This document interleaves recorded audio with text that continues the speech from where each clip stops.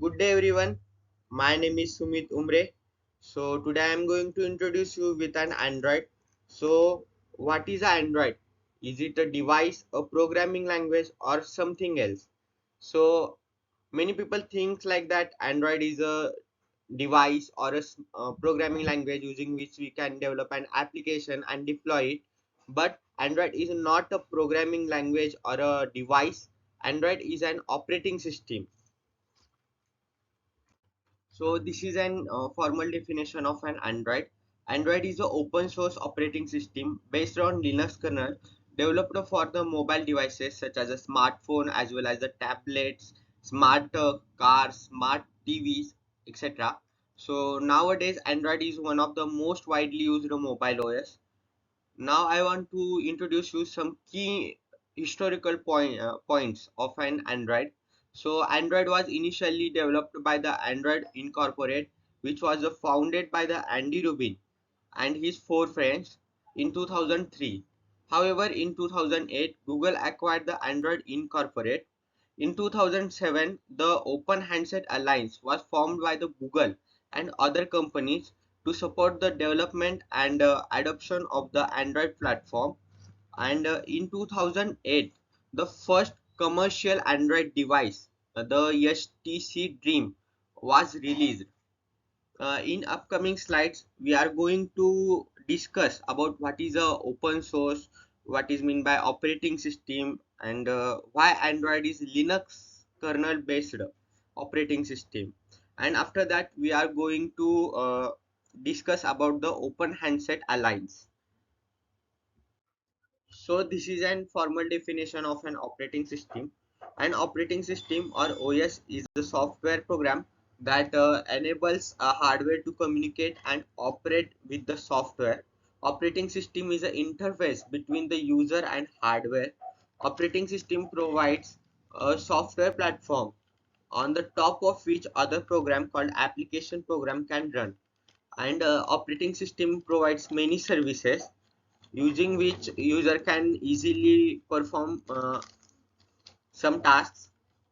So for one of the operating system services is a file management. So OS provide file management system that allows user to create, delete, organize and access the file easily. For instance, Windows File Explorer enables user to navigate from the files and directories efficiently, offering features like search file, preview and easy manipulation of the files. Suppose if there is a not existence of a OS, then how should be the flow?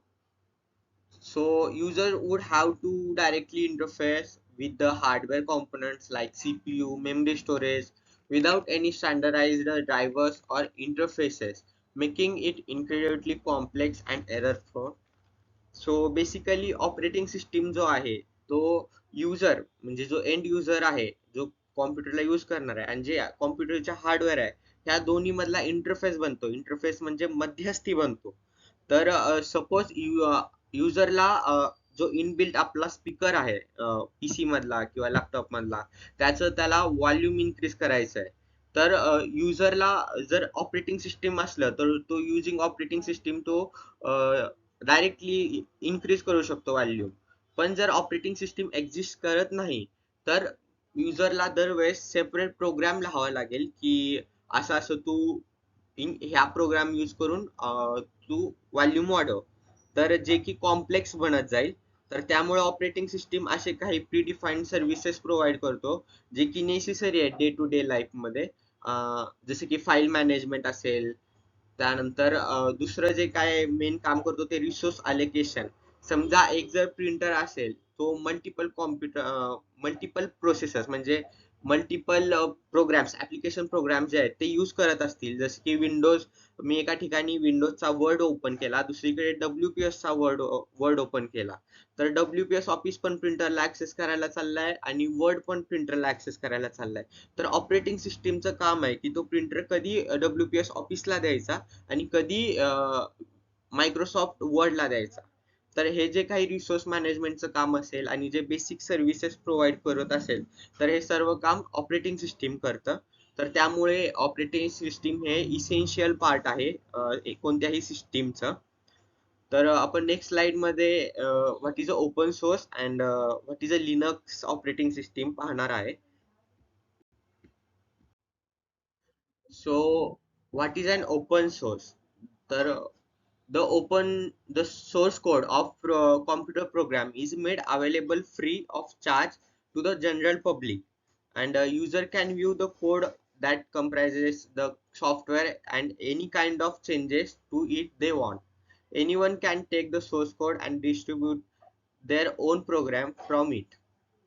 तर basically open source means काय, तर ज्याचं source code open source दोन असू शकतात. एक तरी application open source असू शकतो किंवा एखादं प्रोग्रामिंग लँग्वेज पण ओपन सोर्स असते.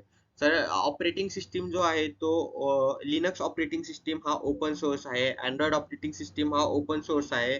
आणि प्रोग्रामिंग लँग्वेज बद्दल बोललो तर आपण जावा जो आहे तो ओपन सोर्स आहे. तो बेसिकली ओपन सोर्स म्हणजे काय, जो की फ्रीली पब्लिक मध्ये डिस्ट्रीब्यूट केला जातो. लिनक्स जो आहे तो फ्रीली डिस्ट्रीब्युटेड ऑपरेटिंग सिस्टीम आहे. अँड्रॉइड पण फ्रीली डिस्ट्रीब्युटेड आहे, जो की कोणत्याही डिव्हाइसवर इन्स्टॉल करून आपण कॉन्फिगर करू शकतो.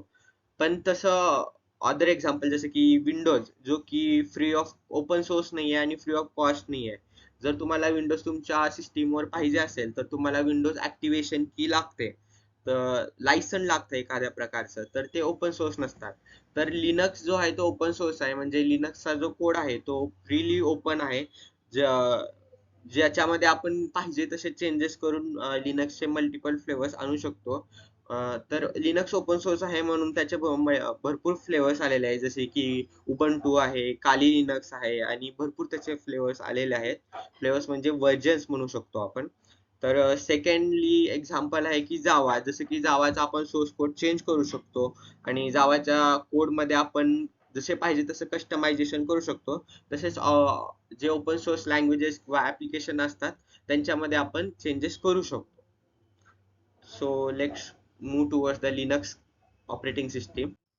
So Linux is a family of free and open source software operating system built around the Linux kernel. The development of Linux as one of the most prominent example of the open source of software collaboration. तर जसे की मी सांगितलं की Linux जो आहे तो free आणि open source आहे. म्हणजे फ्री म्हणजे आपण जर कोणत्याही सिस्टीमवर तो लिनक्स ऑपरेटिंग सिस्टीम इन्स्टॉल करू शकतो आणि ती यूज करू शकतो. तर विदाउट एनी लायसन आपल्याला लिनक्स जर ऑपरेटिंग सिस्टीम इन्स्टॉल करून जर यूज करायचं असेल तर आपल्याला कोणत्याही प्रकारची ऍक्टिव्हेशन की नाही लागत, कोणत्याही प्रकारचं प्रोडक्ट की नाही लागत. डायरेक्टली आपण लिनक्स ऑपरेटिंग सिस्टीम यूज करू शकतो. प्लस आपण लिनक्स ऑपरेटिंग सिस्टीमच्या कोडमध्ये चेंजेस करू शकतो, ऍडिशनल फीचर्स ऍड करू शकतो आणि त्याचा नवीन व्हर्जन जो आहे तो रिलीज करू शकतो. तर बेसिक जे लिनक्स आहे तो ओपन सोर्स आहे. याचा मीन तुम्हाला मी सांगितलं, ओपन सोर्स म्हणजे ज्याचा कोडमध्ये आपण चेंजेस करू शकतो. तर जो लिनक्सचा जो काही ऑपरेटिंग सिस्टीम असेल तो लिनक्स कर्नलवर बेस्ड आहे. लिनक्स कर्नल जे काही असेल तो कोर फंक्शनॅलिटी प्रोव्हाइड करतो की communicate with hardware. Linux kernel हा कर्नल जो असतो तो मीडिएटर असतो, जो की हार्डवेअर आणि सॉफ्टवेअर मध्ये कम्युनिकेशन घडवून आणून देतो. तर जे काही आता लिनक्स कर्नलचं जे वर्किंग आहे ते ऍज अ बेस म्हणून आपण अँड्रॉइड ऑपरेटिंग सिस्टीम मध्ये यूज केलेला आहे. तर त्यामुळे अँड्रॉइड ऑपरेटिंग सिस्टीमला असं म्हणतात की लिनक्स कर्नल बेस्ड आहे. मग आपण असं म्हणू शकतो का की Linux kernel Android operating system जो आहे तो लिनक्सचा नेक्स्ट व्हर्जन आहे? तर बिलकुल नाही. लिनक्स जो आहे तो पीसी साठी आणि जे हाय पॉवर कंझ्युम करतात अशा डिव्हाइसेस साठी बनलेला आहे. आणि ज्याला हाय पॉवर लागतं आणि हाय मेमरी लागतं. पण आपलं जे अँड्रॉइड ऑपरेटिंग सिस्टीम आहे ते कमी पॉवरवर चालतं, म्हणजे छोट्या डिव्हाइसेस साठी असतं ज्याच्यामध्ये पॉवर कमी असतं, त्यानंतर स्टोरेज मॅनेजमेंट कमी असतं. अशा डिव्हाइस साठी बनवलेलं आहे. त्यामुळे आपण अँड्रॉइडला जे आहे ते लिनक्सचं व्हर्जन म्हणू नाही शकणार. पण अँड्रॉइड जो आहे तो लिनक्स कर्नलला as a base system use करतो. ते कसं ते आपण आर्किटेक्चर शिकताना पाहूच. तर त्यानंतर नेक्स्ट आहे open handset alliance. So Open Handset Alliance. The Open Handset Alliance is an association whose goal is to develop open standards for mobile devices, promote innovation in mobile phones, and provide a better experience for the consumer at lower cost. The OHA is a group that is in charge of Android smartphone operating system. It was created by the Google. The Open Handset Alliance is a consortium of multiple companies, Samsung, Sony, Intel, and many more, to provide the services and deploy handset using Android platform. तर जसं की मी सांगितलं तर open handset alliance जो आहे तो 2007 मध्ये Google कडनं इस्टॅब्लिश करण्यात आला. तर ओपन हँडसेट अलायन्सचं मेन गोल जे आहे ते अँड्रॉइड साठी स्टँडर्ड डिफाईन करणं. तर मोबाईल डिव्हाइसेस जे आहे ते मल्टिपल कंपनी तयार करतात, जसं की सॅमसंग झालं, सोनी आहे, ओप्पो आहे. हे जे काही मल्टिपल कंपनीज अँड्रॉइड डिव्हाइसेस तयार करतात तर त्यांच्यामध्ये काहीतरी एक स्टँडर्ड राहिलं पाहिजे. याचं जे काही रूल्स डिफाईन होतात तर ते ओपन हँडसेट अलायन्सला डिफाईन होतात. जसे की आपल्याला नेटवर्किंग मध्ये IEEE चे स्टँडर्ड फॉलो करावे लागतात to establish connection between the networks. तर तसे ओपन हँडसेट अलायन्सचे जे काही स्टँडर्ड्स असतील ते अदर जे कंपनीज आहेत जसे की सॅमसंग वगैरे जे कंपनी अँड्रॉइडला यूज करणार आहेत त्यांना ते स्टँडर्ड्स फॉलो करावे लागतात. तर अँड्रॉइड मध्ये अँड्रॉइड ओपन हँडसेट अलायन्सचं जे मेन गोल आहे ते कंझ्युमरला ऍट लोवेस्ट कॉस्ट जे काही अँड्रॉइड डिव्हाइस असेल ते प्रोव्हाइड करणं आहे. तर आपण पाहू शकतो की आता सध्याला मार्केटमध्ये ऍपल ऍपलचं पण ऑपरेटिंग सिस्टीम आहे जे की खूप कॉस्टली असतं त्याचा phone as compare to Android. अँड्रॉइडचे जे फोन असतात ते लेस कॉस्टली असतात because of open handset alliance. त्यांचं जे मेन गोल आहे ते हेच आहे की लोअर कॉस्ट मध्ये एंड युजर पर्यंत डिव्हाइस पोहोचवणे. थँक्यू. तर जसं की आपण पहिल्यांदा डेफिनेशन पाहिलेली, तर आता अजून क्लिअर झाली डेफिनेशन. तर अँड्रॉइड जो आहे तो ओपन सोर्स आहे, म्हणजे ज्याचा सोर्स कोड जो आहे तो फ्रीली अवेलेबल आहे, ज्याच्यामध्ये आपण मॉडिफिकेशन करू शकतो. नंतर ओपन सोर्स ऑपरेटिंग सिस्टीम आहे. अँड्रॉइड जो आहे तो ऑपरेटिंग सिस्टीम आहे जो की ज्याची बेसिक फंक्शनॅलिटी जे आहे ते लिनक्स कर्नलवर आहे बेस्ड. जेव्हा आपण अँड्रॉइडचं आर्किटेक्चर शिकू त्याच्यामध्ये आपल्याला पूर्ण क्लिअर होईल की कसं लिनक्स कर्नलवर बेस्ड आहे. तर त्यानंतर अँड्रॉइड जो आहे तो ऑप्टिमाइज केलेला आहे की छोट्या डिव्हाइसेससाठी जसे की स्मार्टफोन असतील, स्मार्ट कार असतील आणि स्मार्ट टीव्ही असतील त्यांच्यासाठी ऑप्टिमाइज केलाय जे की लेस पॉवरवर वर्क करतात. तर development of open handset alliance. तर मी तुम्हाला सांगितलं ओपन हँडसेट अलायन्स काय आहे, जे की मोबाईल डिव्हाइसेस साठी स्टँडर्ड तयार करतं. आणि आताच्या सध्याच्या काळात तर as compare to in mobile OS as compared to Apple, Android is more user. Android user count is more.